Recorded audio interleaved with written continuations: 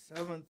We're at the Independence Utility Center for the Audit and Finance Committee meeting. We'll call the meeting to order. Present are on the committee are Councilmember Perkins, Councilmember Wiley, myself. Also present from city staff. I'm not sure I can get everybody's name. I think I can. We got Megan and Tom Scannells graced us with his presence today. And Nancy, right? Okay, Nancy Cooper. And let's see, we've got Charlie Driscoll. Did I say it wrong? I knew I did. I knew I was going to mess something up. And Melissa. And Zach Walker and Andrew Frazier are management analyst, and in the audience is Council Member McCandless as well. And we have, let's see, Lindsay's here and I'm not sure who our other, Diana's here taking minutes, that's right. All right, great. Well, thanks everybody for being here. I know some of you pushed the envelope trying to get ready for this meeting, so we appreciate that.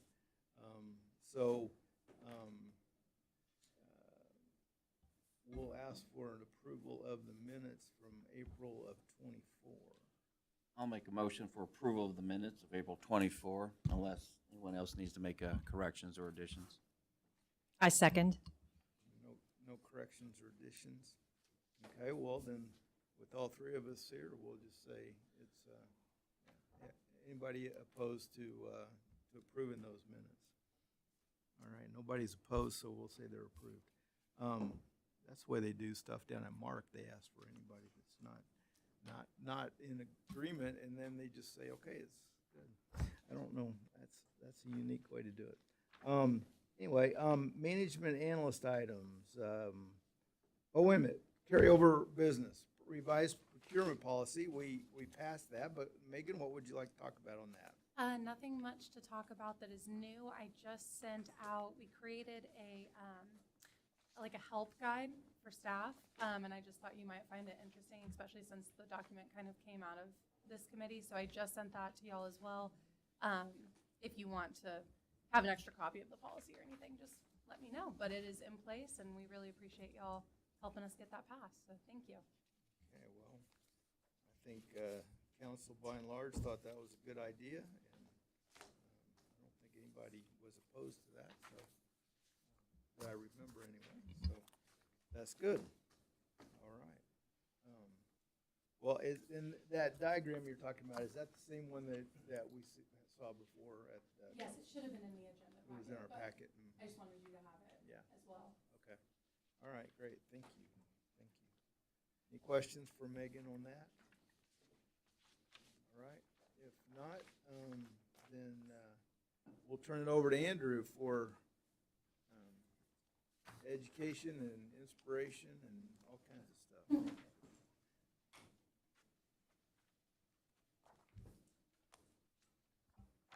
All right, I'm Andrew Frazier. I'm the management analyst for the city. I was tasked last time to review two items, regulated industries, which encompasses the business licensing, and also the Independence Communication Center, which is also referred to as dispatch. All right, so we'll start with community development's regulated industries performance audit review. The objectives here were to review how the program is achieving its goals, review how the program is utilizing its resources efficiently, effectively. This is pulled from the generally accepted government auditing standards, often referred to as the Yellow Book. These standards and methodology, same thing. Review program activities, methodology. Obviously, I'm going to have to do some interviewing, look at some data, that sort of thing.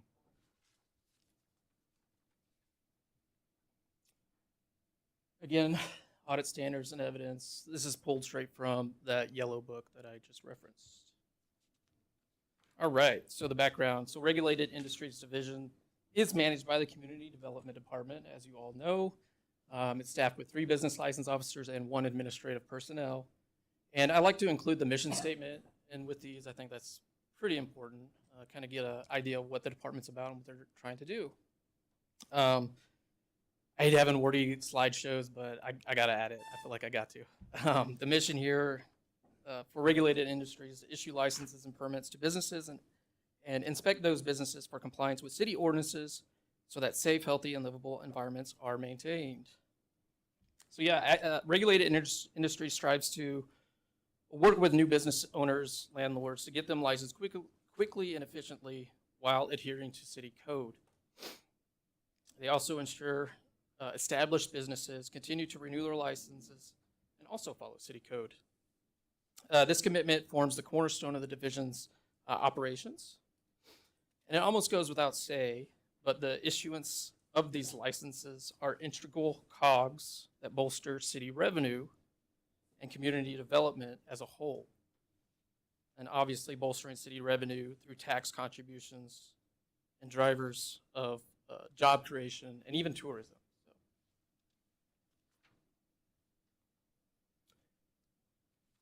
This little graphic highlights the process in which a business owner must submit their data to the city. The steps here, it kind of shows zoning review first. That actually kind of happens in tandem with the workflow. Applying for a business license can occur in person or online. Regulated Industries offers a new business requirement checklist for applicants. The prerequisites is where a lot of the time and waiting occurs for these applicants. They often have to wait for several key documents throughout the entire process, but before the license is issued, obviously. Some common issues or setbacks include the zoning form or insurance, federal ID number, social security number, LLC affidavit, and the Missouri sales tax ID, meaning that the business must be registered with the Secretary of State before entering zoning review and entering workflow. Businesses located outside the city but conduct business within the city are also required to obtain a business license. In such cases, as long as the necessary documentation is provided, the business license can be issued the same day regarding those individuals. Workflow encompasses multiple department reviews before reaching the final application review. The departments included in the workflow process are the fire department, water pollution, code enforcement, health and animal services, if applicable. After the final assessment, the business license is granted to the owner if all requirements are met. Compliance and enforcement. Regulated industries. Andrew? Yeah, go ahead. Just, Sorry. can we stop you as we go? Sure. Is that right? So back up one if you would. Absolutely. So you said that it could be actually issued the same day? Specifically to those folks located outside of the city, coming I into the city with business. It was reported to me that sometimes those get issued same day. Just you mean like if somebody has they're just going to do, like, say a contractor is going to come in and do business, Sure, yeah. you know, and build or do some work on something or something. That could be issued the same day. I see. Yep. Okay. All right.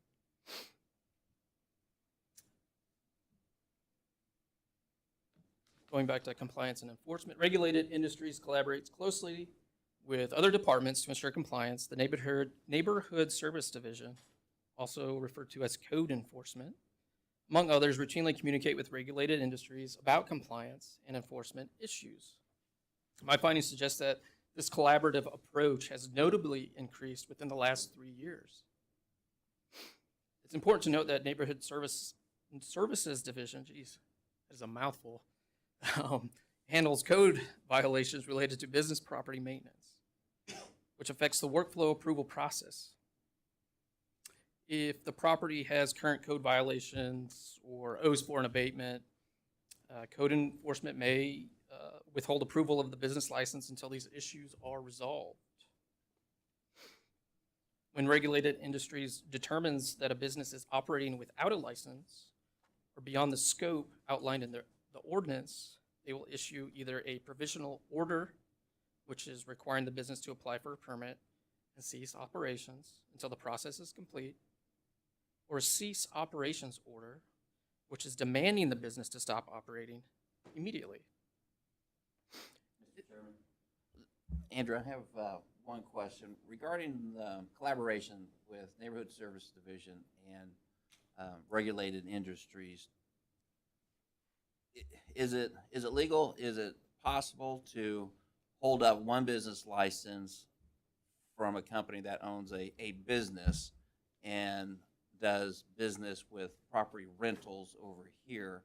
If one is out of compliance, can we hold up the approval or occupancy license for a property for rental, if that makes sense? Business, So the business has other, an outside business okay, outside of a rental living dwelling unit business, if that makes sense. that is a very good question. I'm not and sure I understand your question, John. Can you give me a, Yeah, someone owns a grocery store and they own property for a house for property for rent. If the grocery store is out of whack within the business licensing, can we hold up the property occupancy license or the business license for their property that they use for renting? Or if their rental property is out of whack, can we hold up their business licensing for their business? I If see it's the same owner, I see what two you're different saying. companies, same owner. I see what you're saying. that's a Does great that question. make sense? I'm trying not to give too many specific examples, but I sure can give them to you. Yeah, I would have to defer to community development on that. And we can have a sidebar too Sure. on that, Absolutely. if that'd be more appropriate. Well, I think that's a It's a valid question. reasonable question. Yeah, for sure. I'm running into that in the first district, and I know there's been other problems in other districts regarding several owners that are in this scenario. Any thoughts off the top of your head, Tom, or would you like to ponder on that? I think just off the top of my head,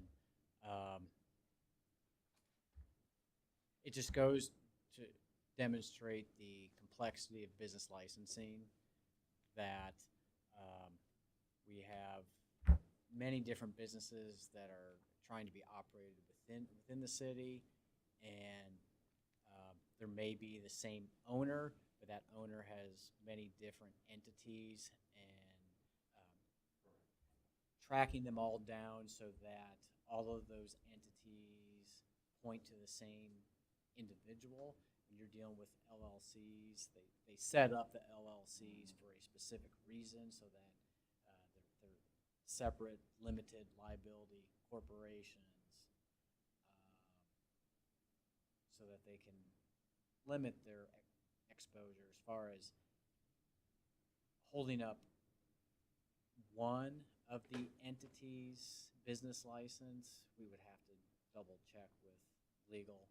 We had one recently where the city performed a code enforcement abatement.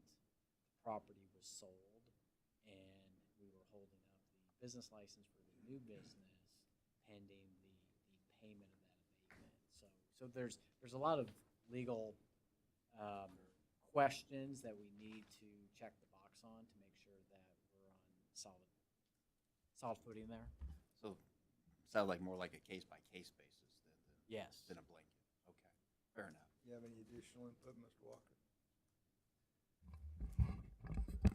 Historically, we have treated this as a case-by-case basis and have not had a general policy or practice that we've employed.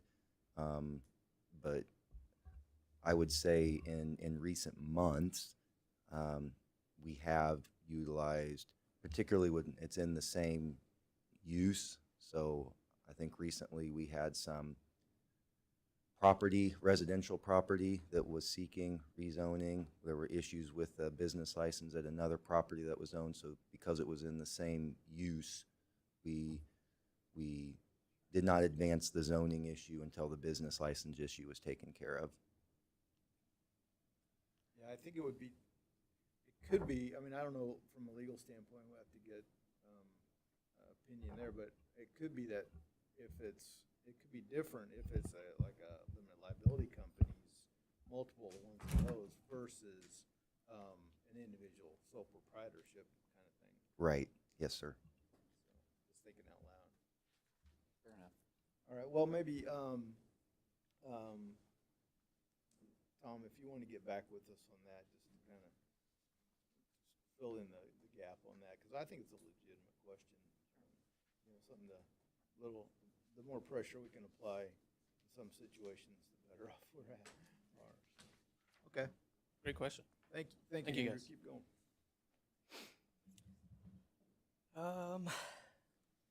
So I was talking about the provisional order, which requires business to apply for a permit and cease operations until the process is complete, or they could also get a cease operations order demanding the business stop operating immediately, depending on the situation. If compliance is not achieved, the business will be ticketed for the violation. Regulated Industries also conducts administrative hearings, giving them the authority to suspend or revoke business license. Findings also suggest that Regulated Industries makes extensive efforts to work with businesses to achieve compliance through this process. While we're talking about compliance, my question on that would be, is do we do much proactive compliance relative to, you know, businesses that are, you know, that come in from, they have, like you say, locations elsewhere. They come in and they're working in Independence. You know, I think of, especially I'm thinking of, I see lots and lots of different roll-off companies with trash containers around the city. I mean, we only have, you know, I think we have only licenses for so many, and so that would be an example, or contractors that, you know, are located elsewhere that come in. I mean, I know that's really hard to do. Sure. Do we do any, I guess I'm just interested if we do any proactive looking at that at all. You know, lots of people have their business on their truck, you know, and so, or whatever, and, you know, while we're out looking at other things, can we pull that up while we're on the fly and say, We actually do that in a couple different ways. So when our staff is out in the field, and if they see a company truck that's driving through town and they happen to notice that it's stopping by a job site, they will stop by there and talk to them, get them into compliance with the business licensing. Also on contractors doing work, take for example roofers, when our building inspectors are out in the field, and if they see work that is being done without the proper permits, they will issue a stop work order, ask them to go to City Hall to get licensed, get the proper permits before the work can proceed. Thirdly, we also get complaints from citizens. We go, hey, I just saw XYZ company, they're doing business there. Staff will go and investigate that and take the necessary actions there too. So we don't catch 100% of them, but staff is out there trying to catch as many as they can that they see. in that regard, is there a way for a citizen to look up if they see, you know, if somebody pulls up next door and they're doing work, for them to look up to see if they are licensed? Yeah, on the city's website in the open data portal, there is information on permits that have been applied for, so they can look through those. Also, the business licensing information is also on that open data portal that citizens can and have used to look those up. Okay, thank you. Quick question, Mr. Chairman. Regarding the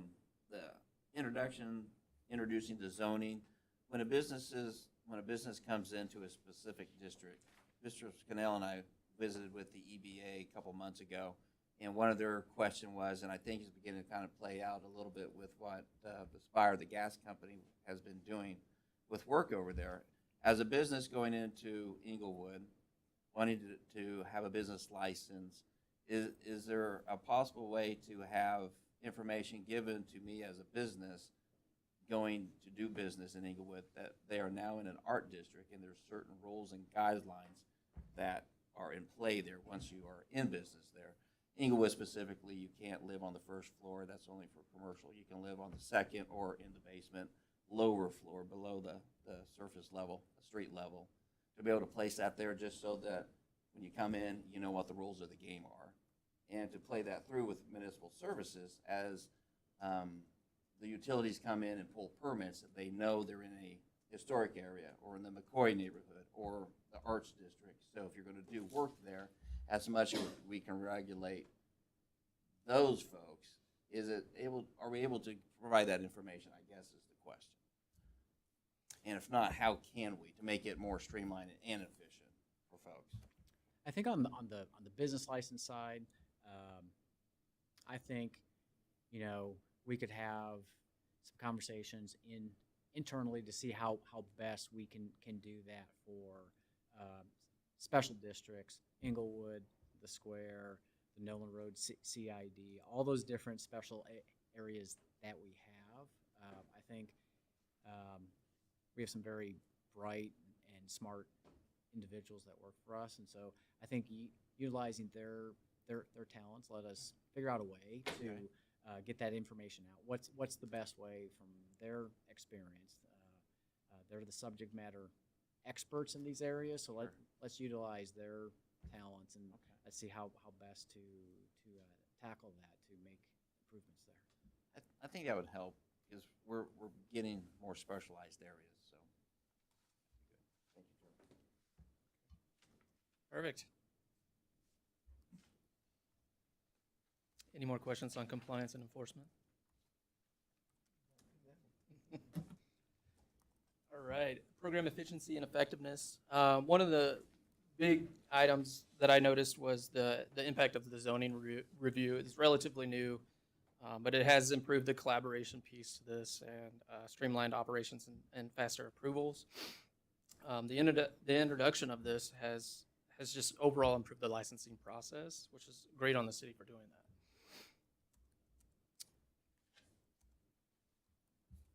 Obviously, it inherently improves internal collaboration between the departments.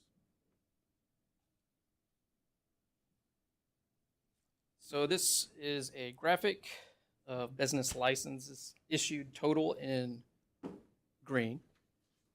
And that's broken down through the blue and purple line, which are new applicants and renewals. Those added together equal the green line. But it kind of shows an overall trend of what's happening within the city regarding business licensing. You'll see a rise in 21 and 22, and in 23, pardon me, as of 2024, there have been 2,745 business licenses issued to date, indicating a potential continuing upward trend if the second half of the year follows a similar output, but it's hard to tell. You know, the second half of the year, a lot of factors, a lot of variables.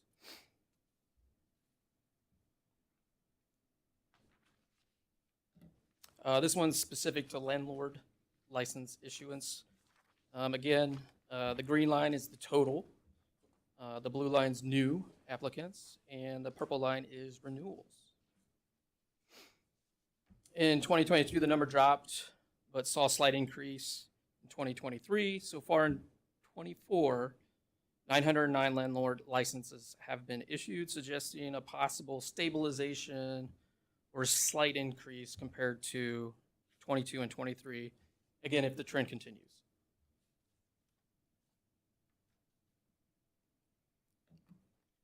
Here's revenue streams from payments from licenses. The data reveals a generally positive trend over the past few years, with some fluctuation, obviously. Despite a notice drop in the issuance of landlord license, the revenue only slightly decreased. This is This could be many factors contributing to this. But the trend does highlight, the resiliency and adaptability of the city's revenue stream from licensing, despite shifts in the number of licenses issued. I'm looking at your printout here. Yep. A little bit. And in particular, the landlord license issued growth forecast, that is a kind of a declining.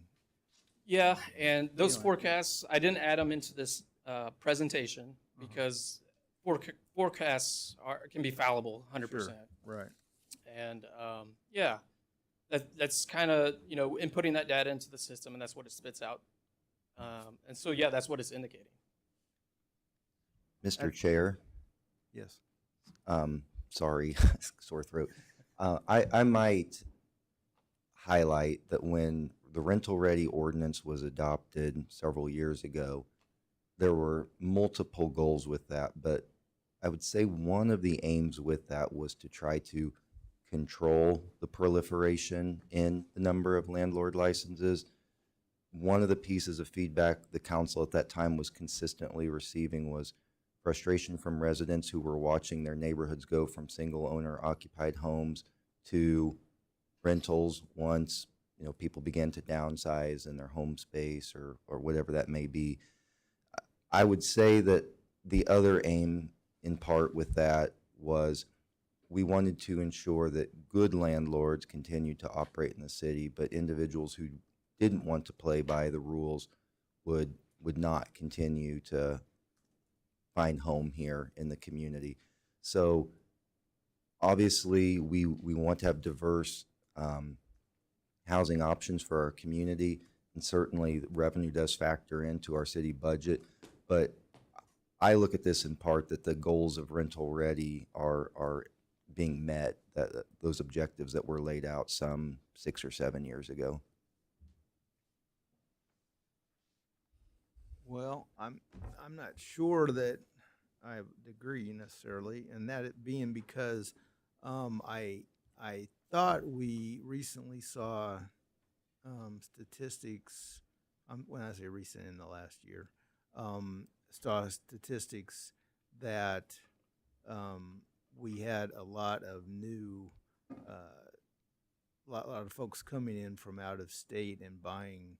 And maybe maybe we didn't see it, and maybe it's anecdotal that I thought I heard that we had folks, during the COVID time frame and really even before that coming in and buying up property, from out of state, and that we had an increase in number of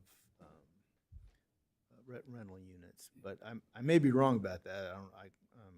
Just thinking out loud. So Sure, yeah, and I don't have that information in front of me, so I'm not able to speak to it, no, but and I don't either. Yeah. So. But that was just my recollection that I'd seen or heard something to that effect. And we did do some additional work last year relative to landlord licenses and making sure. Now, a lot of that is actually taking place in this fiscal year or this year. So I'm assuming, that's not really in here because we don't have 2024 numbers necessarily here. But what are we doing to continue that effort, if anything, to be able to? Because we did see, I think, statistics talking about our number of licenses improving. And so. and most recently I received the July report, and I think you'll see that in your weekly report I'll send you later this week. But those renewals are continuing to increase over 2023. City staff has implemented a new software system called Rentalscape that Tom can speak to more intelligently than I can, but is allowing them to proactively seek out and find these rental properties and contact the owner, the landlord, and ensure they're in compliance with city code. Okay. Yeah, I think to piggyback off of what Zach was mentioning, I think the other key component is this division has had a great deal of turnover the last several years. For most of 23, we were down a business license officer as well as the administrative assistant who assists in that division. Those were filled earlier this year, and as a result of having those positions filled, we have been able to get out there, get on top of these businesses and landlords, get them licensed. So it demonstrates that when we have the resources, we're able to perform as the council wants us to. Because my recollection is that when we tested that activity last year, and that more than paid for what we spent. The renewed landlord licenses, or new landlord licenses, either one, more than paid for that contract, and so I would think that would be a worthwhile endeavor for us to, continue to try to. So I'm glad to hear about the Rentalscape. Is that what you called it? So Rentalscape is the software, like Zach mentioned, that allows us to find short-term rentals, but it also, because it is searching those websites, Airbnb, VRBO, Booking.net, and those other sites where a lot of short-term rentals operate, but also long-term rentals frequent those to advertise their units that are for rent. So that's a tool that is, in my opinion, relatively cheap for the cost is relatively cheap for what we get out of that. We see significantly more revenue than what it costs us to operate that platform. Okay, thank you.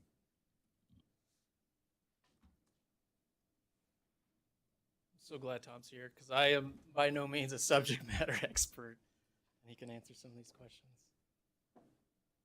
All right, technology. All right. The current system, CityWorks, for managing codes, tracking requests. There was an issue. It's not issues. There was an issue found developing updating landlord addresses, and along with that, discrepancy in a fee calculation. There are planned improvements. Portal improvements, development for better processes and management, because during this process, like I just said, we discovered an issue there, updating landlord licenses. It was the landlord license, or rather the landlord address entered in by the landlord reverted back to the previous address. So like when a renewal letter is to be sent out, it would go to the old address. You can see how that could snowball into frustration rather. And of course, this was an isolated incident after further review. Also, with the discrepancy in fee calculation, an isolated incident. Internal testing revealed that city work calculations differed slightly from a manual calculation.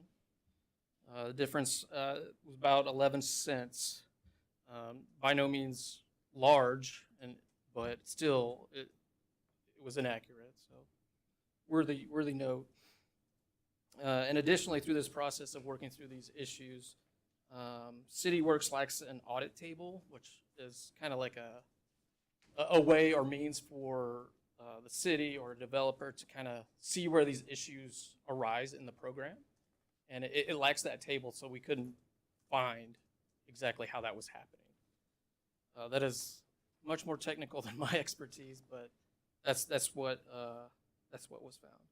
And they're also working with City's Tech Services Department to help with these issues as well. So have those been corrected then? Not to my knowledge at this time.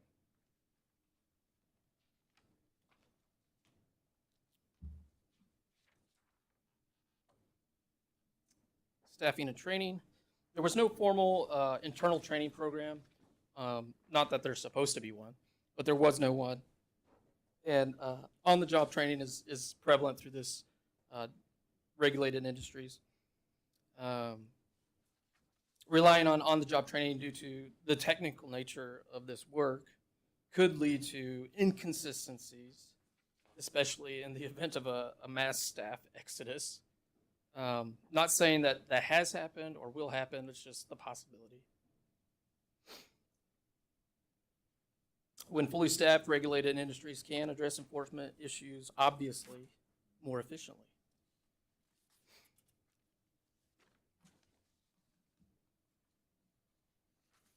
Customer service. So yeah, regulated industries communicates regularly via email, phone, in person, and even letters. Ton of assistance is given to applicants, especially helping those meeting initial prerequisites to obtain a business license.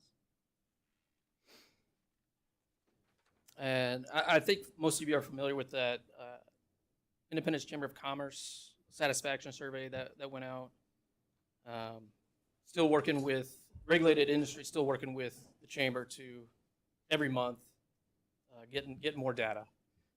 That I did include it in the back of that document that you have. But I think as we previously discussed, the survey pro was kind of limited, but you know, still nonetheless, there's survey results.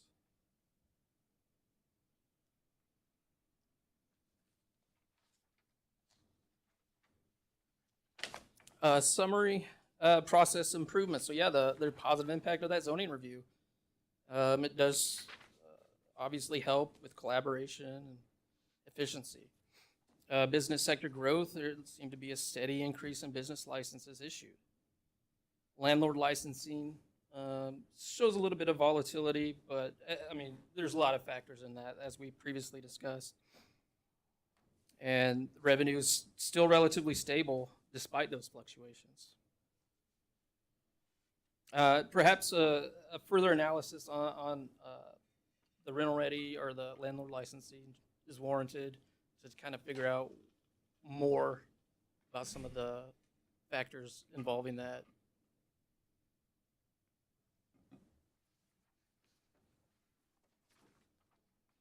Recommendations, maybe develop a standardized training module for continuous professional development. Should be noted though, real quick before I go into this, that recommendations aren't listed in any specific order of merit or anything. They all provide equally valuable suggestions. Customer support, introduce a formal complaint system specific to regulated industries and processes, and process workshop for folks wanting a business license. There is a complaint system already embedded in our website, but this is something specific for regulated industries. Technology upgrades, they're in the plans, maybe accelerate that portal development. Streamline documentation, increase promotion and awareness of the new business requirement checklist. I don't know if collaborating with Chamber would help promote that. Certainly a possibility.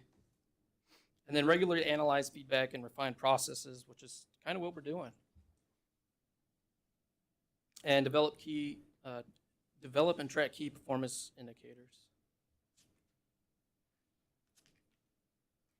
In conclusion, overall trend, data suggests that the city's business environment is experiencing growth as indicated by consistent increased business license.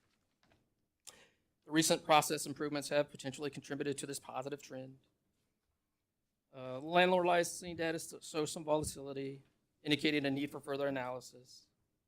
And revenue from license remains stable, ensuring a steady stream of funds for the city. Are there any questions? Questions?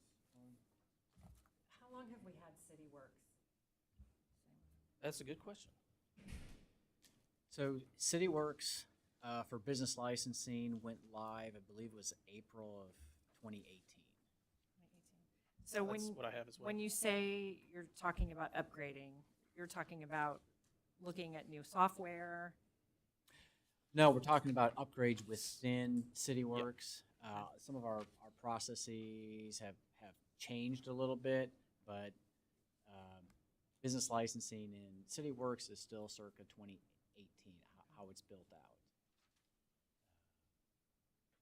So some of those things, we are on tech services list to get that updated to match our process. Got it. Andrew, question. I've heard a little bit from that there are cities around that are doing kind of a one-stop shop kind of thing for either business licensing or building, a business coming in and starting work in the community. Or did you do any looking at what other cities are, doing in the kind of their operations and how? No, I didn't do a comparative analysis on. I certainly can. That's no problem. It's just that wasn't part of my. That wasn't the scope, I understand, yeah. And that's something, be interested that's as something I well. just heard about Yeah. recently, and so, I just was wondering, we might think about that going forward, depending on what the committee, wants you to focus on next, so, okay. All right, any other questions on this? Yeah. I do. Andrew, thank you for the presentation. It definitely course. gives us some good foundation to moving forward and better understanding of how we're working. Councilwoman McCandless and I have been speaking with the Hispanic community and trying to work with them and to understand their needs with what they are wanting to have and what we need to provide as a city, as a customer service to them to help them be more productive with their business licensing and permitting process. Can you speak to, or Mr. City Manager, can you speak to how we are working that into our workflow to integrate bilingual materials for both with interpreters and translators? Translators are those who do written word, and interpreters are those who do spoken word. Yes, as you mentioned, yourself and Councilmember McCandless have certainly made that a priority. Once our new Assistant City Manager, Charlie DeSalle, started, one of the early items I put on his list was to meet with community development and begin discussions about how we incorporate that into our business practices. And Charlie, I don't know if you'd like to share an update on progress there or conversations. Actually, Tom and I just talked about that this morning a little bit. One of the first things that I think we want to look at is just getting kind of a base translator on the website started, because we don't currently have that. So I've seen other cities that have it where you can essentially just go to the top and pick the language you want the website to go in, and I think Google or some other service will automatically translate it. So I've asked our communications team to start looking into that, and I think Rebecca's actually, when I did ask about it, had already looked into some of that stuff. So we'll be looking at things like that. And then Tom and I this morning just kind of talked about things that we can do as far as applications that we have. I think one of the more difficult things is just the translation service. I know we have one employee, I think, in ComDev that is somewhat fluent in Spanish, but other than that, we do kind of lack some of that ability internally. And it sounds like at times maybe, using cell phones just to kind of translate through those translation apps that we have and things like that. But no, I do think it's a priority. I think when you look at the demographics of the city, it should be a priority, because we need to probably be doing a better job of that. So not, I guess, too much to report right now, but yeah, we are taking a look at some of the service we can provide. I think we have a meeting coming up as well on that, and kind of open to some other ideas that people may have. Okay. Well, thank you for keeping that on the front burner as Councilwoman McCandless are out in the community, and other council members. We're going to be having those conversations, and particularly as we're really thinking ahead with 2026 with FIFA, to have some good foundations laid to help us navigate some of those challenges.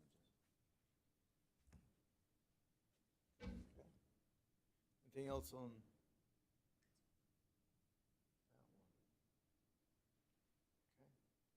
All right, well, I think we're ready for the next one. All right. as I mentioned, we're doing a review of the Communications Center, also known as dispatch. Again, with the same objectives, review effectiveness and efficiency of the program, review goal achievement. Again, pulled from the generally accepted government auditing standards, Yellow Book. Same with the methodology. Review program activities, outcomes, interviews, review relevant documentation, look at data. Standards and evidence, again, pulled from the Yellow Book. Here's the mission statement for the Communications Center. It's very wordy. I don't like wordy slides, but it's that important. Independence Police Department's Communication Unit is committed to serving with integrity, compassion, and care for the welfare and safety of our citizens and personnel. We support expedient, quality service through the industry's best practices. Our standard is excellence, and the road to success is teamwork. We hold a sacred trust to provide the very best level of service to the citizens of Independence and our public safety partners by answering 911 and non-emergency calls promptly, efficiently, and professionally.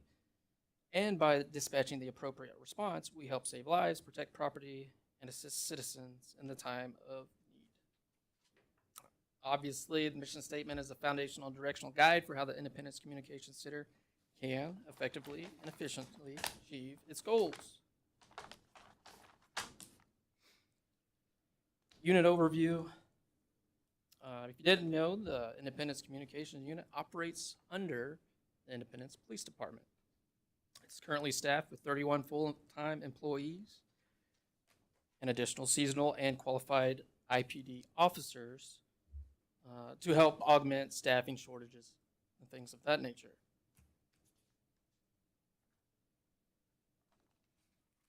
The facility relocated in 2018 to the newly built facility just beyond the parking lot over here. It was formerly housed at the IPD headquarters. It features 14 dispatch consoles, training rooms, radio tower, parking, and custom furniture. I should get rid of that word ample. Come to that later. So the custom furniture allows employees to tailor their workspace for maximum comfort and stress reduction. As you can imagine, that job is relatively stressful.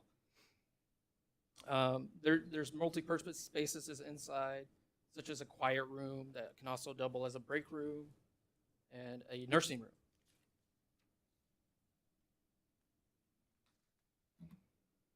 Some of the key responsibilities here are 24 hours coverage of enhanced 911 services, handling emergency and non-emergency calls, dispatching, and monitoring systems, and conducting multiple operations.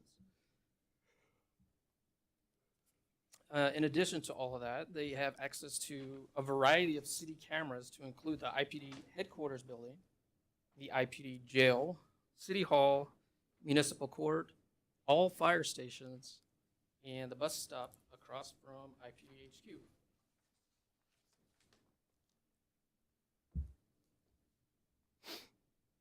So standards and adherence is a pretty important piece I found throughout my review.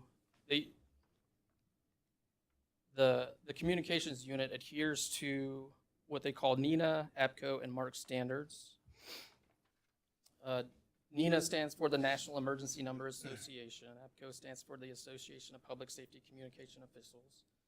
And MARC is the Mid-American Regional Council. All of these play a part in developing the standards for what they do. NENA, the National Emergency Number Association, is home to call answering benchmarks, which is highlighted here, indicating that this benchmark must be met. 90% of all 911 calls must be answered within 15 seconds, and 95% of all calls must be answered within 20 seconds. NENA also is home to other standards, like the telecommunicator must confirm the caller's location, gather essential details, prioritize calls, active listening, obviously, provide instructions, and it also covers that information must be gathered accurately and put it into their computer-aided dispatch, also known as a CAD system. These NINA standards can be found on the MARC website, if interested.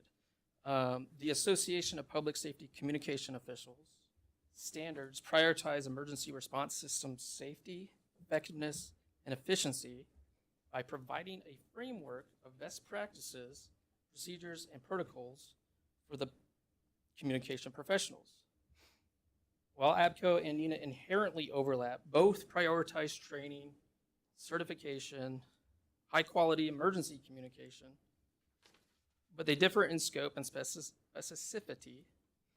ABCO standards emphasize the professional development and technical competencies of individuals working in the field, while NINA standards emphasize the communication center's broader organizational aspects. MARC, the Mid-American Regional Council, provides phone line services to the communications unit.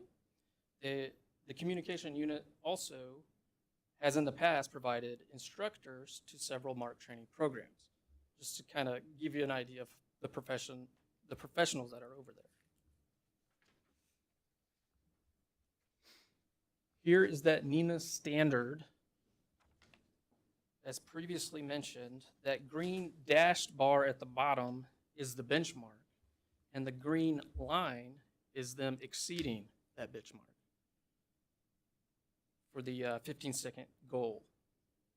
The blue dashed mark is the benchmark for the 20-second goal, and you can see that they're exceeding that as well. And it should be noted these are call answering statistics, not dispatch statistics.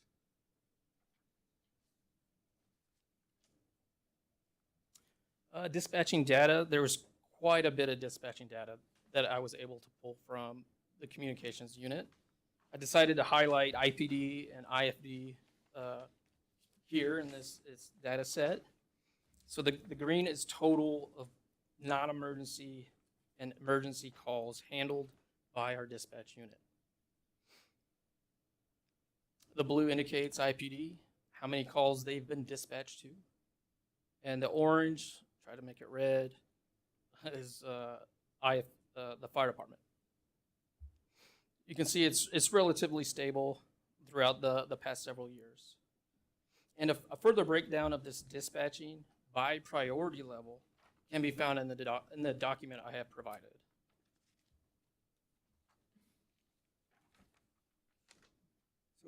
So quite a the bit of- green is, Total altogether, everything. So they do handle quite a bit of non-emergency, or rather, what's missing here that is the medical calls. Okay. Like AMR, responding to whatever. But given that IPD and IFD are our biggest, some of our biggest departments, I figured kind of show it. Yeah. Mr. Chairman. Andrew, I missed what you were saying about the medical calls. Yes. What were you saying about the medical calls? 'Cause my question is, how do we differentiate between the fire department and the ambulance service call? So yeah, that's a good question. So every time they're dispatched, they're given a report number or a case number or some sort of number that ties them to that call. Who's that? Any of the departments, Okay. and that's what's reflected here. So oftentimes, fire department will be dispatched along with AMR, and there will be two separate numbers for each of those departments. And it's not highlighted here for sure, the AMR side of that. But yeah, that's how it's done. So our fire department runs all the medical calls unless they are called off en route to a service call? That's not necessarily true. It's really situation dependent. Like a house fire could yield medical calls, or somebody tripping could yield only a medical call. it's really situation dependent for sure. Does the dispatcher on the phone make that independent call? Yeah, they will prioritize and figure that out on that call and determine what assets are needed. How much of the fire department calls, how much or would you say is medical related calls as opposed to structure fire? That's a fair accident. question. I would have to look at that data in front of me. I don't want to give you anything that I don't know off the top of my head, but Sure. that data is available for sure. Okay. And a great question.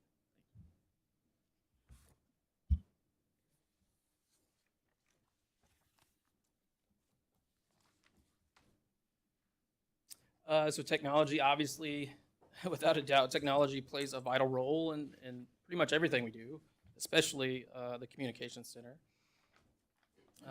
The computer-aided dispatch system is relatively new to the entire dispatching field. The enhanced 911 and computer-aided dispatching system is fantastic with technology these days. They can track and analyze data in real time, providing detailed metrics, call handling times, response rates, overall operational performance. One thing that doesn't get mentioned often is rapid SOS. I'm not sure if anybody's familiar with it, but this is an intelligent safety platform that utilizes data from citizens' phones or device applications to link reporting party data to the dispatch center. Like what does that mean? I'm not sure I understand that. So rather than a reporting party given an address to a location that's near them to send units, this will send like geo-positioning type data to dispatch for a more accurate location. If that does that make sense? Are you talking about like the life alert kind of things? Well, Kind of thing? it's Or are we talking about something similar. different? It's similar. In fact, this system, the reporting party doesn't have to have an app on their phone to have this occur. But if they do have the app, they can also put in health-related information. So in the event that they do call dispatch, that health-related information is also sent to dispatch for further, analysis and giving them the right services needed. So is that how Life Alert works? Well, I'm not sure. That's what I'm trying to understand. Yeah. So, I mean, like, how does someone initiate a rapid SOS? Is that off their phone? Yeah, it's just off their phone. It's a system that they being the communication center, has adopted that allows them to access that data. But if I was a user of that, I would have to have it on my phone, and I would Nope. That is, yeah, you wouldn't necessarily have to have that unless you wanted additional like health information sent to them in the event of an emergency. It's fascinating.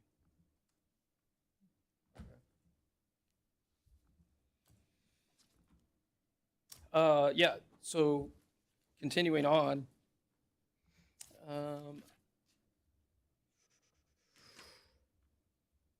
Let's see. Yeah, the license plate reader, the LPR, is license plate reader system that the IPD officers use. It's on their vehicles, along with their body-worn cameras, their body cams.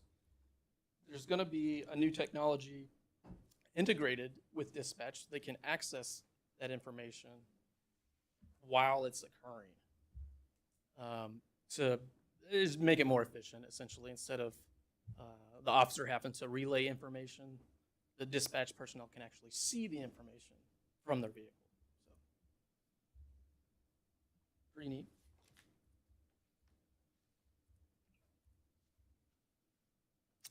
Some of the technology challenges I was able to observe, definitely the call taker computers or the telecommunicator computers and headsets are near or at the end of their lifespan.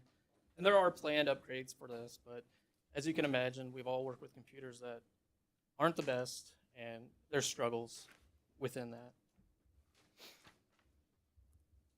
It was actually reported to me that computers often crash 1 to 3 times per 12-hour shift. And if you're in the middle of a call, that could be extremely problematic, I would imagine. The internet was also reported sluggish at times, as well as Microsoft Team calls were dropping. When speaking with IT or technology services, they express that the bandwidth we are using as a city isn't nearly close at all to its maximum. So the internet's there, suggesting that these might be like system issues as opposed to internet issues. There's a lot of integrating components over there, so it requires further analysis is what I'm getting at. The Missouri, so MULES is the Missouri Uniform Law Enforcement System. It is a statewide computerized communication system provided by the Highway Patrol that provides service information and capabilities to law enforcement and criminal justice entities in the state of Missouri. And I'm a former police officer. I use the system all the time. It's kind of the bread and butter of how an officer determines if somebody has a warrant. They run them through the system, and it'll ping a result. Either they have wants or warrants, which kind of dictates what you do. And with that information, you have to go through a 40-hour course to even access this thing, MULES, and it's considered extremely sensitive in nature. It can be abused, and it has been abused. I think even in my course, they mentioned that some officer decided to run former President Obama, and that's just because, and that's inappropriate use of that system. So as you can imagine, with that system comes a litany of security requirements, and the security requirements align with the FBI's Criminal Justice Information System security policy. Very strict. When I was down there speaking with our communications unit, there were concerns when, in the event that a system went down, or basically if they needed IT support, typically what would happen is the IT support would come in via remote access. They would access the computer, troubleshoot the situation, work through it, and then remote out. And there were concerns with telecommunicators that this would violate that security policy. And doing my research and speaking with IT, it turned out that's not necessarily a violation. There was communication between IT and Missouri State Highway Patrol, kind of clarifying that. So hopefully that with further conversation between IT and the communications unit, they can kind of put that to rest a little bit and alleviate those concerns. Basically, when you give somebody remote access to a computer that has MULES, their virtual escort, the person sitting behind the computer, can terminate that remote access at any time, given that if they were, not saying that they do, mess around with MULES.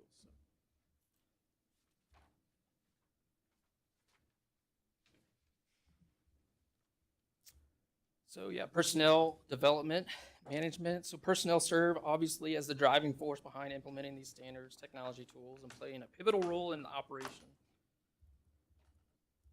Supervisors and leaders also contribute significantly by evaluating the performance of personnel through employee evaluations and daily observations.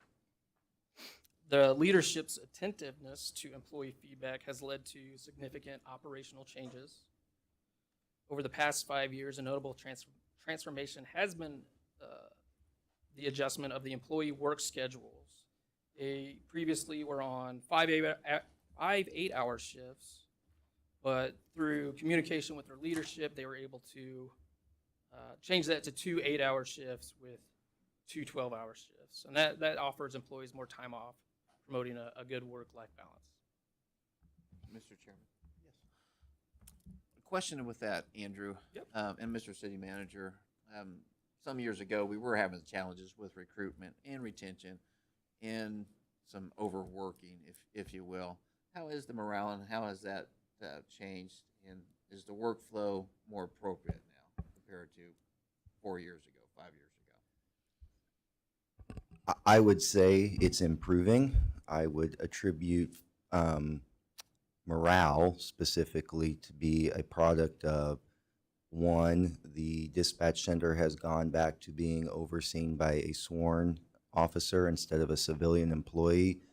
That sworn officer being more familiar with the work, knowing the stress those individuals are under and being more able to relate to what's happening on the other end of that call.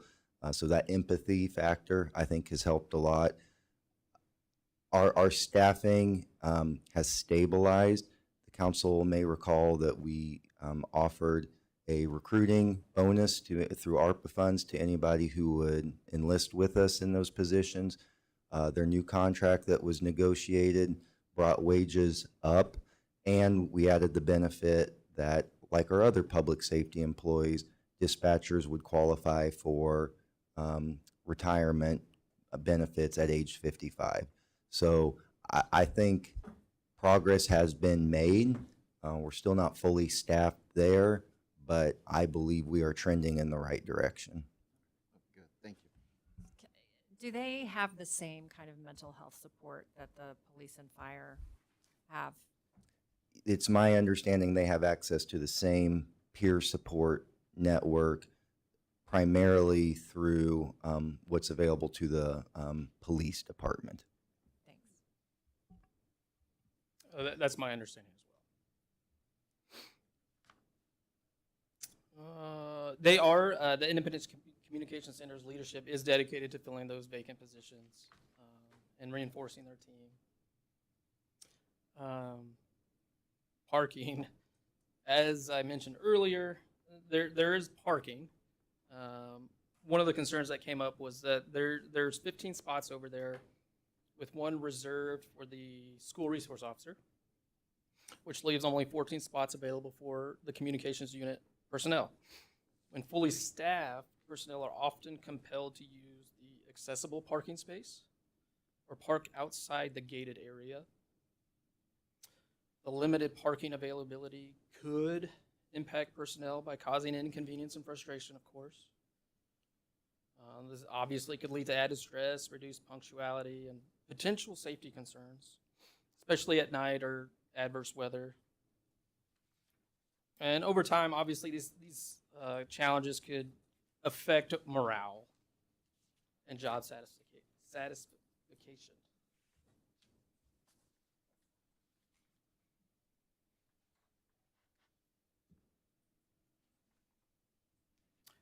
So yeah, my last report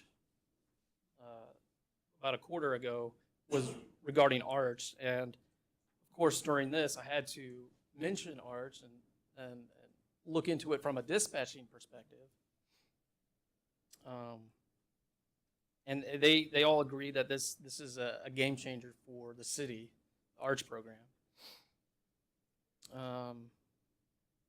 In my previous review of the Arch program, I discovered that when Arch contacts a person in crisis or the reporting party, the disposition of that contact is not necessarily captured at a dispatch level.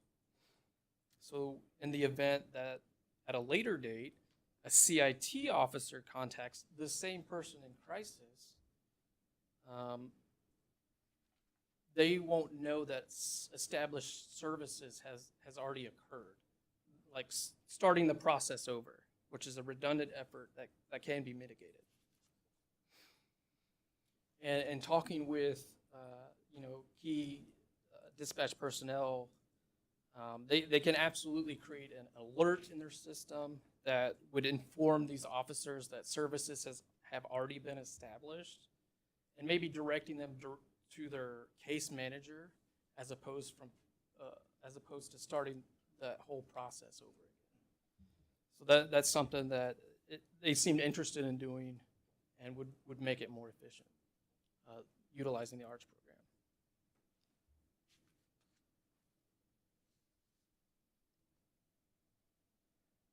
There was also a 2022 Emergency Services Consulting International Community Risk Assessment and Master Plan. And in that, there was some recommendations specific to dispatch.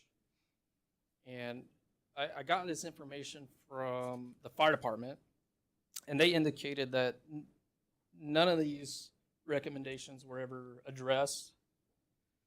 And they're very nuanced and into the weeds of things and operations.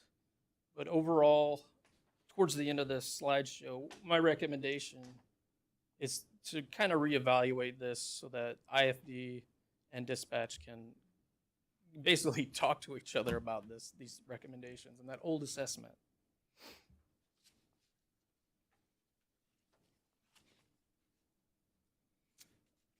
There were, 5 of them?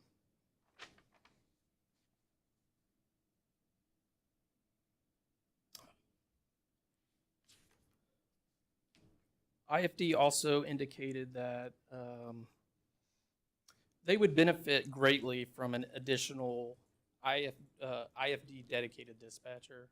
Currently, there's one, and they expressed to me that oftentimes they might not get contact with that dispatcher in a timely manner. And obviously adding another dispatcher would yield great results in that efficiency piece right there. Are you saying an additional dispatcher all the time, or like on each Yeah, shift, or- so they kind of have it set up that maybe one dispatcher will focus on IFD, one dispatcher will focus on the PD side of things, and medical and so forth. And they indicated that having another one would benefit. And I don't know the viability of that, if it's possible, but something to consider.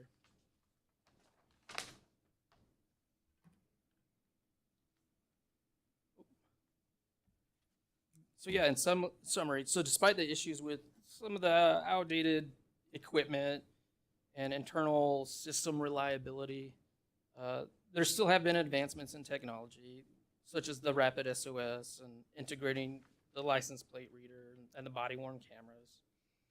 And there's still efforts ongoing to address personnel attrition and recruitment challenges. Overall, the Communication Center's commitment to industry best practices, continuous training, and technology advancements positions the Communications Center well to achieve its goals and mission. Obviously, and that's going to impact the welfare and safety of the citizens of Independence. Recommendations, replace the outdated equipment, which they plan on doing. Improve the internet connectivity, or rather the system issues. Because at this time, I don't know that it is actually internet. I think it might be something within the system itself causing the lag. And ensuring IT compliance with mules regulations. We did do that, but I think having IT meet with the Communication Center to reaffirm that compliance and to alleviate those concerns, just having that dialogue between the leadership, I think will kind of help that piece there. Recruitment, retention, personnel, maybe do a competitive compensation and benefit market analysis. I know just from speaking with them, they indicated to me that some of the personnel that had left had moved to and started working in Lee Summit. And Lee Summit, I guess, pays more and they have less call volume, so it was more, it is better for them, I guess. So things like that, doing a market analysis, kind of comparing. Maybe develop a career progression pathway. continue to enhance the work environment initiatives, such as the parking. I don't know that they could add more space or open up that gated area to add more space. But they do engage their employees and make changes based off their findings.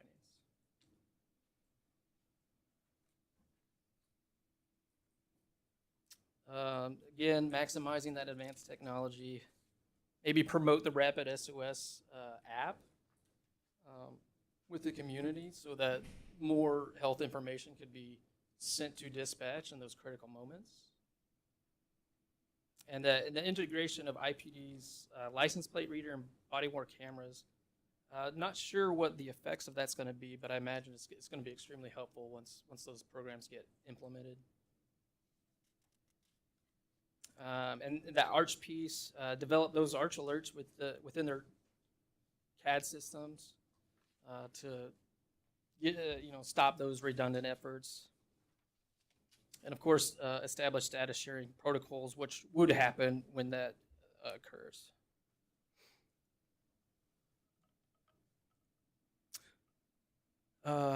So yeah, it's just, I think this is the last one. Yep.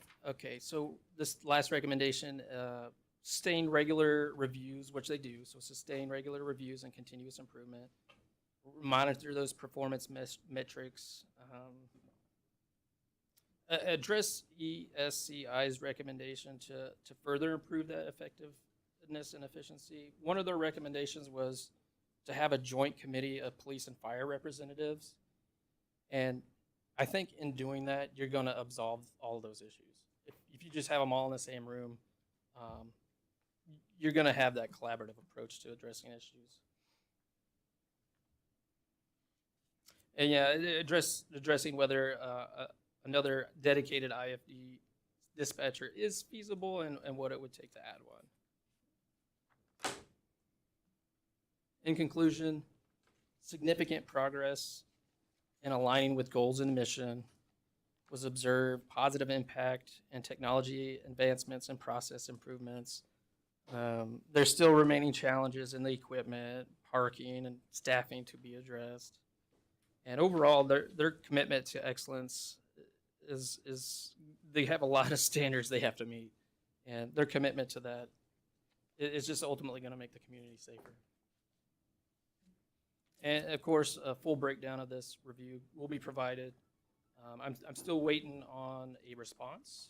I got to get department leaders' responses before I can present the final product to you. I'm waiting on one, and then once I get that, I'll have it to you.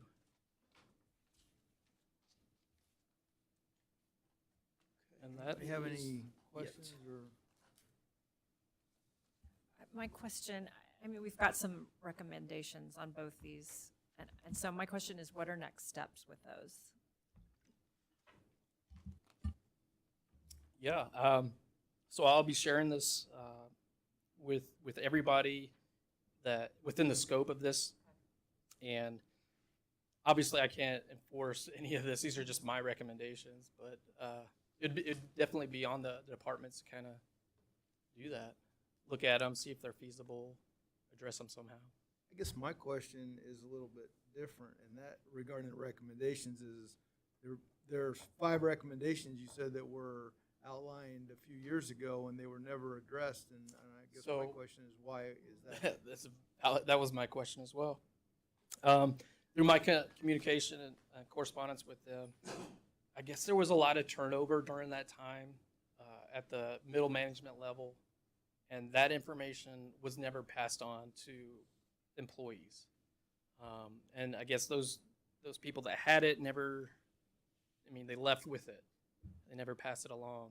So when I spoke to communications personnel, they were like, we've never even seen this. So, and they would be happy to address those issues. It's just they at that time, there was some turnover and they never got it. Okay. That's helpful information. One question, Yeah, Mr. Chairman. Mr. City Manager, if there was an IFD personnel at the communication, does that make any problems for the bargaining units agreements or any cross agreements between PD and IFD? I would certainly want to clarify with our legal counsel, but it is my understanding that no, that would not be problematic. And as the council knows, we recently went through a process to identify and hire a new fire chief. And this issue was front of mind that we discussed with each of the candidates about how they would approach this and what they saw as being some of the solutions. It is not an indictment on any of our personnel. They are operating within the system that we have, but we are running the world's most expensive ambulance service right now through our fire department, and ensuring that calls are coming in and routed to the appropriate place, and we are using our fire personnel for their primary function is critical to ensuring our financial stability and making sure we don't burn out our personnel in the fire department as well.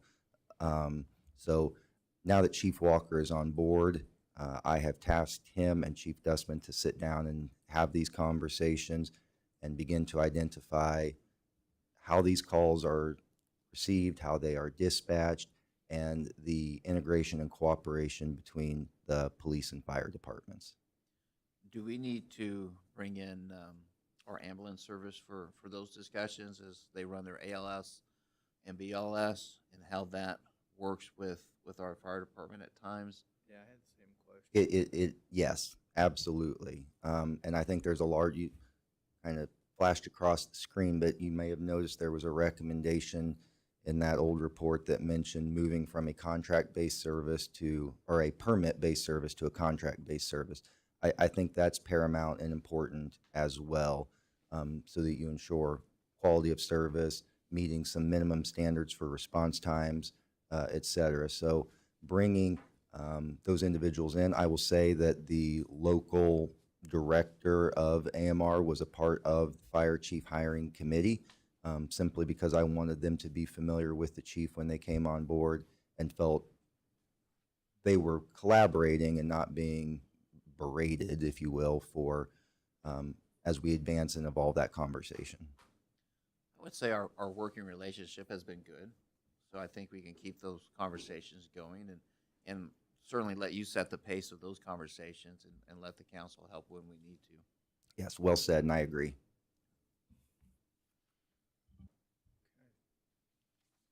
Anything else? So I guess my question would be in this regard is, do we want, does this committee want Andrew to do any additional work on this or either one of these, in the interim, or do we want to, and we have one that's kind of draft, and the other one that's final. Would that be fair, Andrew? That's fair. Yep. And so we want to take time to, obviously, we just got these today, so Sure. just do we want to take time to digest these and then come back and visit? Okay, I think that's a good idea as well. Okay. The only other question I think for you, Andrew, is do we have anything else on your docket that you are working on at the present? There was a comparative analysis discussed at a council meeting regarding service, like municipal services. I think comparing rates or how much they're spending on their municipal services. And I don't know if that was still on the plate, or because it was kind of sidelined for these, if that's still a priority.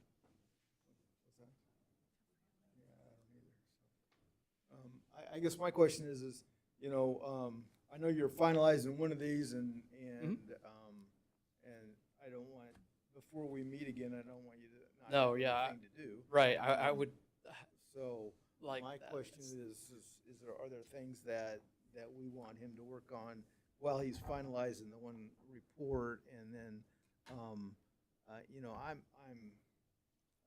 inclined to think that we not wait 3 months to come back to meet, and to kind of, it could be a shorter meeting, obviously, but we can come back and, after we digest these, and come back together. Any thoughts? Meet next month? Yeah, that'd be fine. Yeah, that'd be good with me.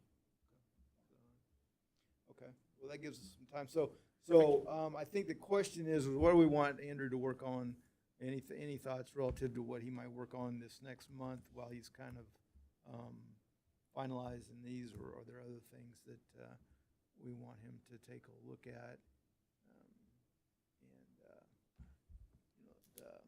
Or do we want, like, I would like, for example, some additional information on the communication side of things to break out the ambulance versus fire versus police versus other. The dispatching piece of that. Whatever else, you know, Yep. some of those statistics, that would be, I think, helpful. Sure. That maybe you could add in before you make this final. Yep, and there would be like animal services as well, things like that. Yeah, and so whatever those are, so that we get maybe a better understanding of that breakdown. Sure. Let's see. I had some notes from past discussions.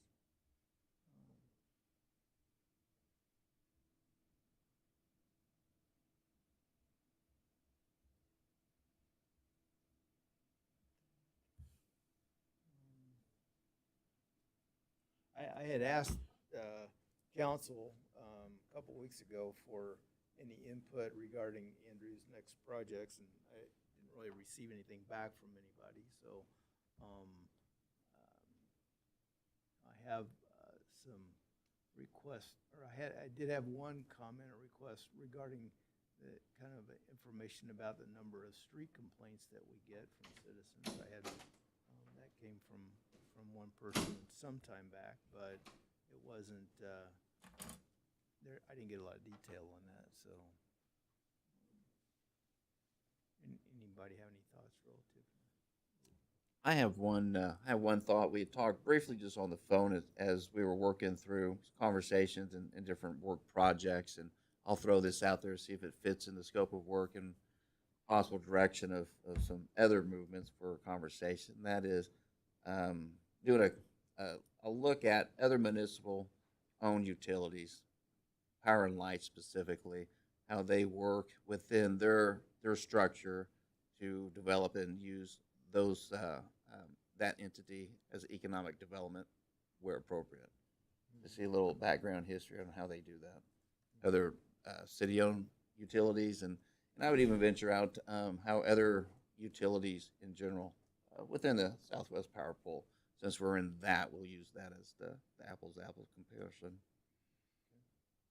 Yeah, I think that would be helpful as we move into these,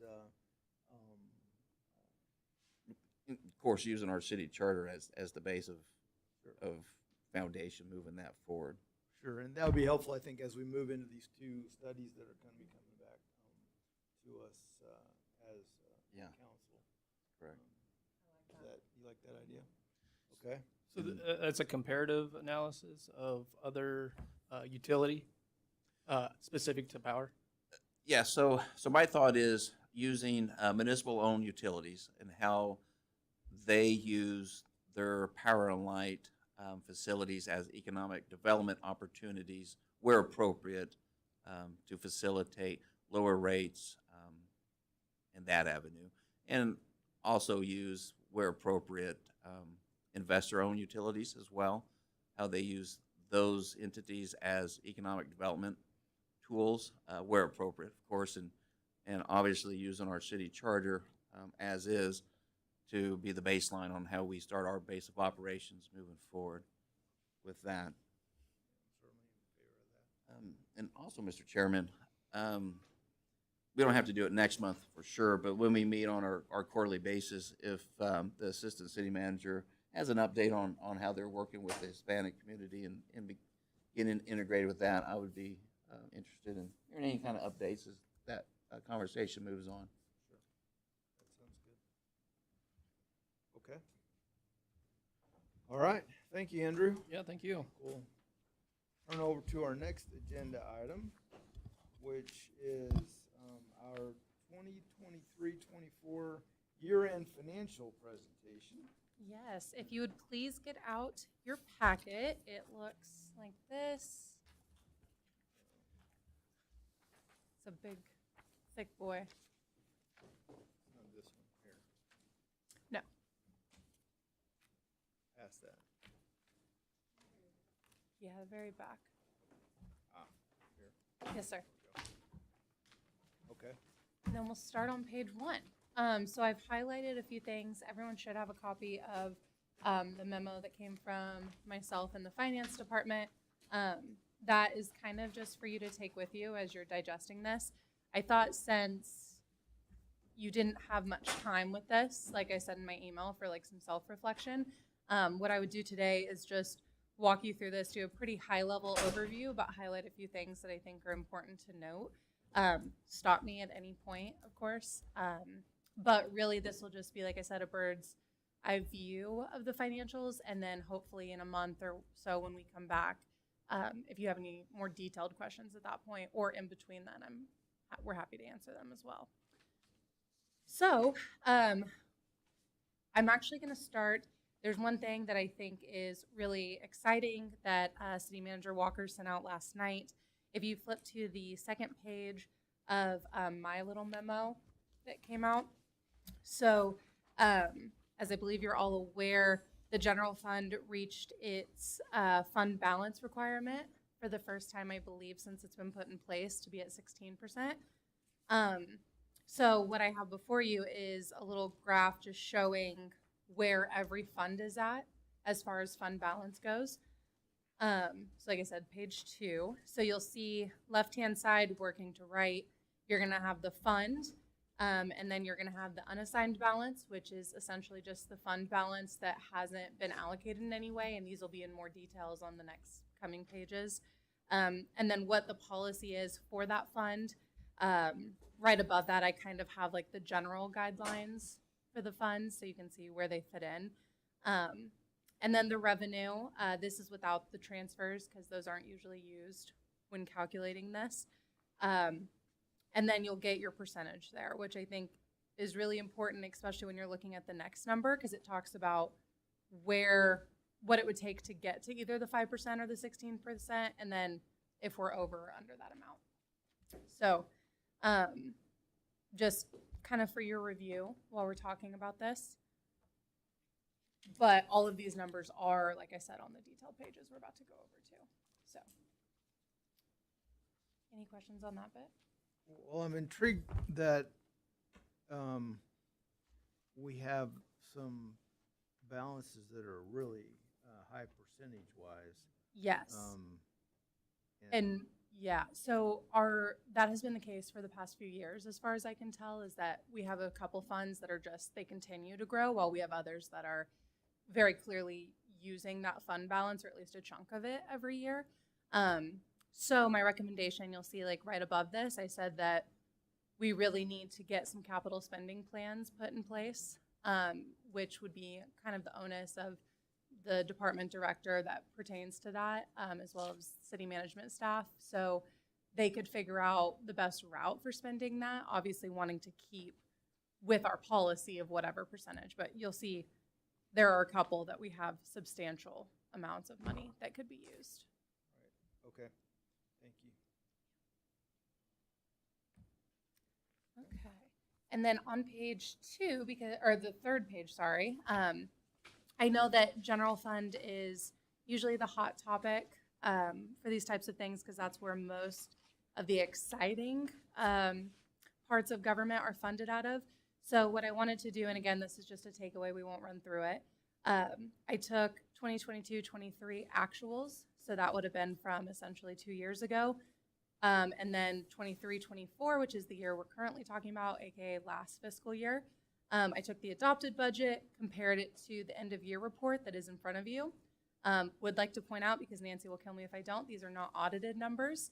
That will come in the next couple months, and we will bring that to you most likely in December. So these could still change, but they're what we're going to present to the auditors most likely. So, and then what the year that we are currently in, 24-25, what the budget is that is currently in place. So you can kind of just see, you know, the past, sort of the present that we're talking about, and then what we're trying to get to at the future, and how we're currently sitting. So I know in City Manager Walker's email last night, he talked about the fund balance in the general fund. As you can tell, in 22-23, it was only at 8% versus we were really hoping to get to the 12.93 number last year. And then now we're sitting at the 17.4 number, which I think is massive. When it comes to fund balance, obviously that's a huge kudos because all it means is that any extra revenue we have is now going to be able to be used instead of everyone trying to pinch pennies. It's going to allow for a little bit more flexibility because now we're already currently meeting policy. So it's very exciting when it comes to budgeting time. Yes, sir. And it should help us in financing as well, correct? It should, yeah, it should help our ratings definitely because now we're meeting, and our auditors will also be happy because that's something we always have to have a plan in place for how we're going to get to that percentage when we're not there. So, And to your point, Mr. Chairman, next April, after the city has made it through the general obligation bond election, the city will now be able to borrow at a lower interest rate because we are able to demonstrate the reserve policy is being met, which, as Ms. Borth said, is going to improve our credit rating. That in turn is going to allow more money to go into projects themselves and not in repaying interest. yeah, so it's a big deal all around. Councilman Perkins? The city manager just illustrated some of the questions that I was going to ask, so Okay. good job. Yeah, excellent from that standpoint. It says a lot to staff, the efforts of staff to get us to that point. And that's not insignificant by any stretch. And so this is the only fund that I did a comparison like this. If you would like to see more, feel free to just email me and I can bring it to the next meeting. But I know this is the one that a lot of people like to talk about, how did property sales increase or sorry, property taxes or sales tax or use tax or anything like that. The biggest trend that you are going to see, so now we'll flip to our actual financial reports, the bigger packet. On page 1, the biggest thing that I want to point out, because you're going to see this in all the funds, is that the use tax and the investment income, you're going to see some pretty crazy percentages for those when it comes to where we're at compared to actual. So I'm going to try, if finance isn't your first language, I'm going to try and get us to more of an elementary level. If at any point something I say doesn't make sense, let me know and we'll go maybe even a step less if we need to. So 100% means that we got through, because now we are outside of the 12 months. So 100% would be the end of the year. So anything over 100% is going to mean that they surpassed whatever that number is. Anything under 100% is going to mean that they didn't quite get there. So if you're looking in the second to last column, second from the right, you'll see those percentages. Like I said, so the third one down, the use tax, and then second from the bottom, the investment income, those are going to be substantially higher for pretty much every fund. The biggest reasons for that are going to be the use tax. It's been steadily trending upwards since it was created in 2020. So we do budget for an increase, but it's passing even what we could have projected it to increase historically. I'm not, do you know what it was from 7 million to 10, so. Well, for this year, I believe I calculated a 4% off the top of my head. I will say that I've been looking at the most recent tax receipts for the use tax. And if you remember back at budget time, I talked about how we didn't know how much longer we were going to see that substantial growth. And it does appear that it's starting to level off. So that has been one of the challenges, obviously, when it comes to use tax, is you don't want to over budget and then get to year end and the revenues not come in where they're at. But also you want to make sure that you're including that again, so that the departments, when they're going through and doing the budgets, that we can, give them what they need as accurately as possible. So definitely something I watch on a month-to-month basis. Yeah, so there were increases put in, but they were just more conservative, which is definitely fiscally responsible when it comes to budgeting. But it's great news that those are over. That's just why you see that 300% number. It's a good problem to have. I just wanted to make you guys aware of it. The investment income is also going to be high. You'll see that's the 282% number. This is mostly because, as everyone's aware, interest rates tanked. They are slowly coming back, and so we're just seeing a continual increase with them as well, especially in the past year. So those also, they did the same thing. They just surpassed our conservative projections, which I believe we use probably the same conservative for the year that we're currently in now, fiscal year 25. So if anything, if they stay on track, we'll have a surplus, and if we don't, then we should be good to go. So those are good to see. So for the general fund, which is this first page that you're looking at, you'll see that total revenues, I'm going to kind of stick with that percentage column, and then we'll move to numbers. So we had over almost 10% exceeding revenues total. And then when it came to expenditures, moving down the page, after transfers, we were at 102% of our expenditures. So that means they slightly went over on what they budgeted for expenditures, but it was within reason, and it was definitely within the revenue increases, which I'm sure was anticipated. So you'll see that there's, towards the bottom, an excess revenue line, and that's going to be that $4 million, the $4.2 million, right in the center at the bottom of the page. So those are some big numbers to be looking at as we're flipping through this. That excess revenue is going to tell you if basically a fund overspent or underspent. And then as you go further down, you'll see that unassigned fund balance, which is the next line in between the two lines, the 14.7 million. That is the actual unassigned fund balance, which is the one that we use for the percentage, the 17% that we shared with council last night.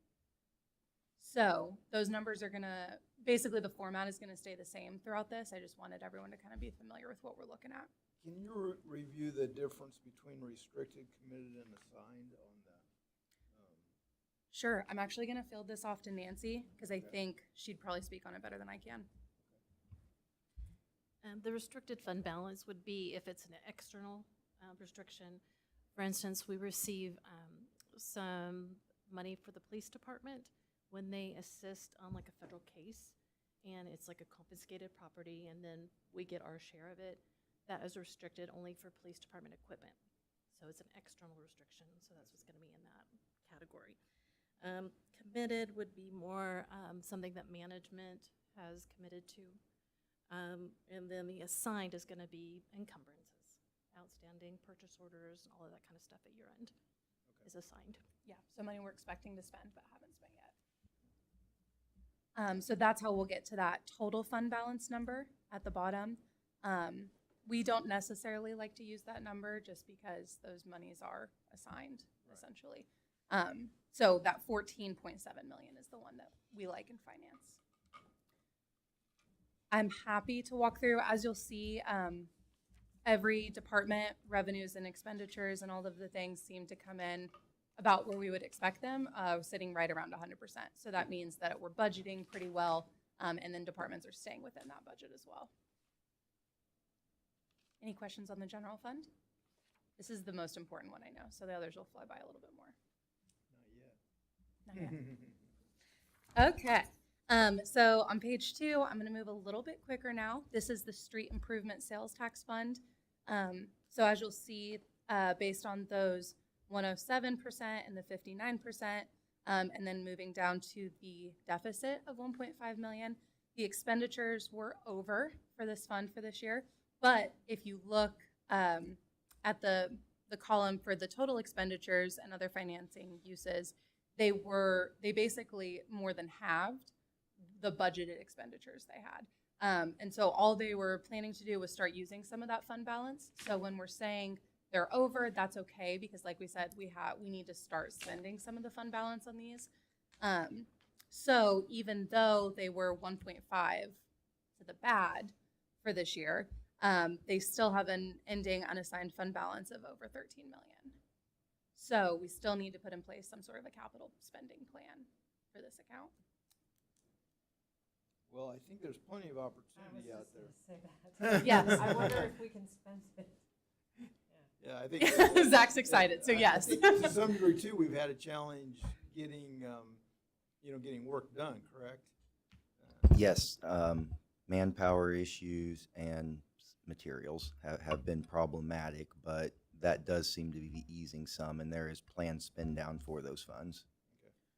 Mr. Chairman, I think too, it's also good to note as the city is recipient of different grants and applications that are being fulfilled in the positive manner, that there's usually a 20% match or so that we have to put down on the table to receive the full grant funding. So this will definitely help us soften those incomes when they come in. Okay, I'm gonna keep moving. So the next one is the park improvement sales tax. This is one of our funds where they're also working to try and spend down, but I don't know that we will really be able to get there. So we had over 100% of revenues came in. When it came to expenditures, they were able to get to about 83%, which is great. But then when it came down to it, we still made money in this fund. So right now, their unassigned fund balance is about 4.6 million. So we have lots of monies also for park improvements. Feel good about that? Okay. Then for stormwater sales tax, these revenues came in over budget, and the expenditures were very well under budget, but they were still spending down this account. So you'll see there's 171,000 that they were able to use, but that still leaves us with an unassigned fund balance of a little over 11 million. So this is another one that they're probably trying to use down for infrastructure needs. And I think a good thing to also point out for this is you can see that under the budgeted amounts, they clearly are wanting or planning to spend the money, because we went from 6.8 million budgeted to the amended was almost 10.2 million budgeted. So they have plans clearly to spend that money. It just maybe didn't get done in this fiscal year, and we'll see it this next one. Okay. Now onto the fire protection sales tax. So you may have questions. I know it's been a question in the past. Obviously, we had the use tax that went up and the investment income. You're going to see other revenue, and that's a scary percentage number right there.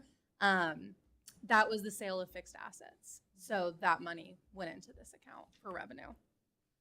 You'll see that also with the police What did we sell? fund. This was a whole bunch of small equipment, and then they put the money towards purchasing the new fire truck. So they had plans to spend, but it was a whole bunch of small equipment items for auction, I believe. So. Did we skip page 5? Oh, I think. Oh, mine are out of whack. I'm so sorry. 5 and 6. Right. Go ahead. So I'm going to finish fire if that's okay. Sure. So fire, PD is almost the exact same though. So I guess what I'm saying rings true for both. Sale of fixed assets did obviously increase the revenues a lot more than we expected. As far as expenditures go, they almost hit the nail on the head, got to 93% of what they expected to spend. But because of those increases, we did still have about 3 million that they had in excess revenue. So this account is now sitting pretty healthy at almost 12 million. But again, I'm sure they can spend that. So sorry I skipped ahead. We're going to go back to the police public safety sales tax. This one is the exact same. You'll see that pretty much everything revenue-wise went over. They also had sale of fixed assets that got us a crazy percentage, but not a crazy amount necessarily. Their expenditures, they did the same, where they were very close to spending what they expected to spend.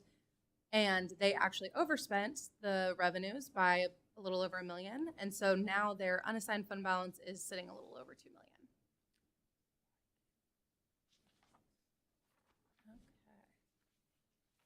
And a lot of these sales tax funds do have very specific uses. So I just want to point that out. If we want to go over uses next time, I'm happy to do it. It's part of the budget that is presented to you every year. They have really good examples of what can be spent and the language that was on the ballot and whatnot. So happy to talk about what could be spent out of these in the future. We did fire protection. Next one is the marijuana sales tax fund. Obviously, this one is newer, and we're still trying to find ways to spend money out of it that fits within the law. And the law keeps changing, and based on the number of dispensaries you have, it's very difficult to spend the money. But revenue, we did very well in here. I think this is another one that's going to be difficult for us to project for the next couple of years.